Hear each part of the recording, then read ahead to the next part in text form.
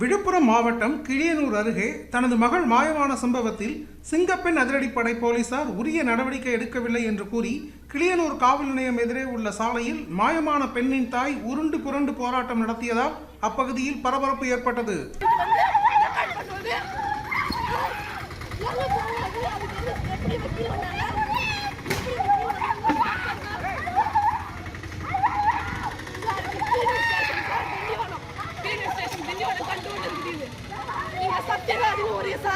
அவர் தான் இந்த கேஸ் விசாரிச்சாரு.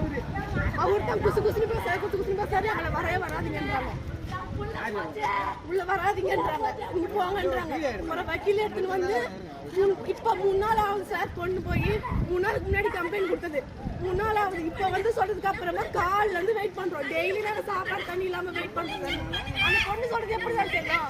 17 வயசு ஆகுது சார். அது தனியா வந்து போது தனியா போதும் சார். வக்கீல் எடுத்து சார் அதுக்கு கார்ல வந்து இறங்கிட்டு கூட்டின்னு வராங்க, பஸ்ல வந்து இறங்குது. எப்படி சார் நம்பலாம்?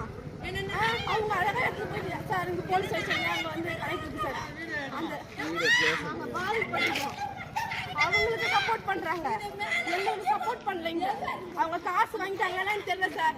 காசு வாங்கிருக்காங்க கண்டிப்பா. இது என்ன சார் இதெல்லாம்? இப்ப நீங்க ஏதாவது சொல்றீங்களா? இல்ல நாங்க 3 பேரும் தீ குளிக்கலாம் ரோட்டு மேல அப்பா பொருள் நடக்குது. மண்ணெண்ண கடவுள் சார். இப்ப என்ன சார் நீங்க சொல்றீங்க? 17 வயசு மைனர் பொண்ணு. என்ன சார் சட்டம் இது? சொல்லுங்க, சீக்கிரமா வாங்க சார். எங்க அம்மா செத்துல போகுது சார். சீக்கிரம் வாங்க சார்.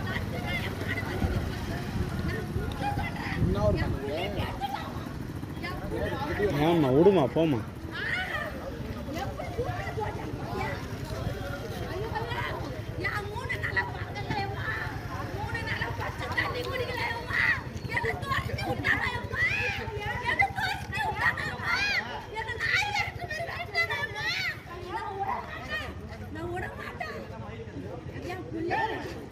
எனக்கு நீதி வேணும், எனக்கு நீதி வேணும்.